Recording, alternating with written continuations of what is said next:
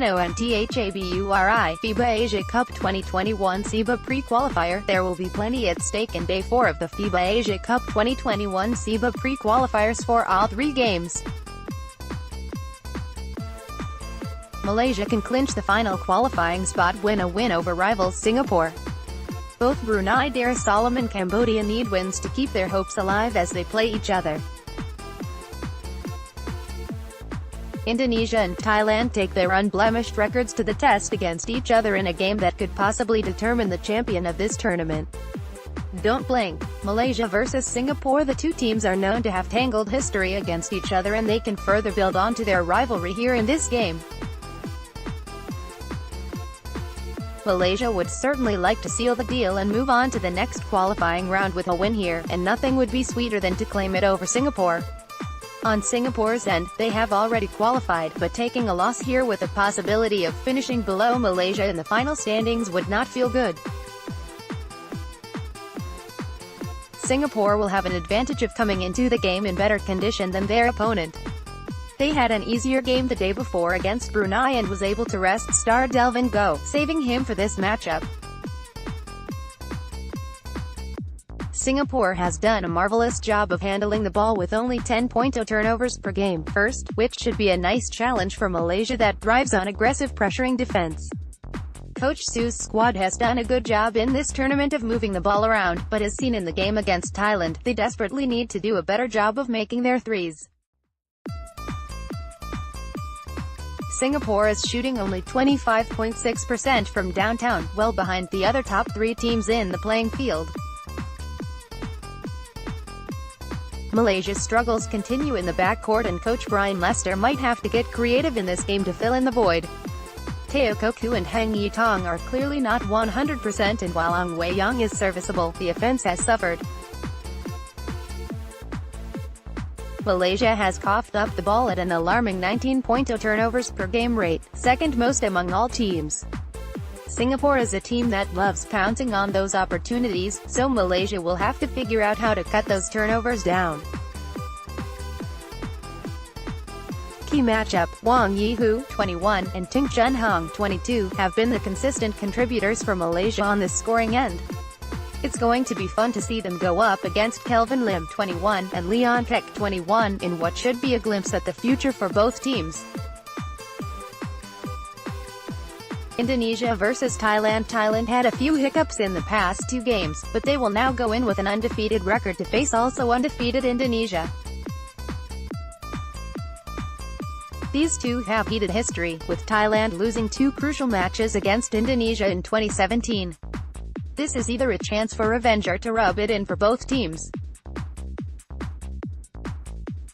While Thailand's games have been rocky and a bit unstable, they have displayed that they have definite star power in Tyler Lam and Chanatip Jakrawin, who can serve as trump cards over other teams all by themselves. Lam has been unstoppable on offense with 20.3 points, second, and a shooting line of 54.1 FG%, 42.13 P%, 86.7 FT%. Jakrawin himself has been breaking out, now with 14.7 points and 7.7 rebounds per game. More impressively has been his defense, where he has swatted away 3.3 blocks per game for 10 blocks total. Only Singapore has as many blocks total as an entire team. However, the woes of Thailand still rests on their shaky guard play. The tempo and rhythm of Thailand's offensive flow has been scattered around, and to beat Indonesia, they will need to figure it out. Coach Victor Roaring has had two easy games leading up to the big matchup, which might seem good at first glance. However, it also might backfire if it leads to complacency. Roaring needs to find a way to get his team ready from the beginning of the game, where Thailand has excelled. If they get too used to the cruising pace they've been in for the past two games, Thailand might be able to deal the blow quick and sudden enough to build too big of a lead to get out of. However, Indonesia's Andakara Prastawa is having the hot hand of his life with a blistering 60.6% from three-point land in the past three games.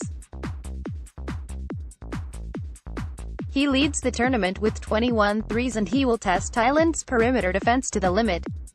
Also not to be forgotten is Visnu, who has been resting for most of the tournament, possibly waiting to be unleashed against Thailand in particular. Key matchup: well, they probably won't be matching up when they are on the court. Whatever Tyler Lamb and Visnu does on offense will most likely dictate the outcome of the game. The two have polarizing styles of play which will make it a wonder to watch as the game unfolds. Cambodia vs Brunei Darussalam. Both teams have taken tough beatings since day 1 and now in day 4, one of them will have the opportunity to go away with at least one win in this tournament. Brunei's margin of defeat has decreased in every game since Game 1 and it would seem like they have the upper hand over Cambodia, especially in terms of experience and game plan. The trio of Benjamin Sin, Ahmad Tirmizi bin Haji Nordin, and MD Zainal Ashraf H.J. Hassan have looked solid. They each bring a little of something to the table to give Brunei a balanced defense. Cambodia, on the other hand, will once again depend on the Dominic Dart to get themselves on the board. After 3 straight games, Dart has yet to have spent a single second on the bench. With an opportunity to win at the line, don't expect Dart to start taking breaks now. Key matchup: Dar and Mizzi will be the primary ball handlers of both teams and it will be this matchup that should make or break whoever wins this game. FIBA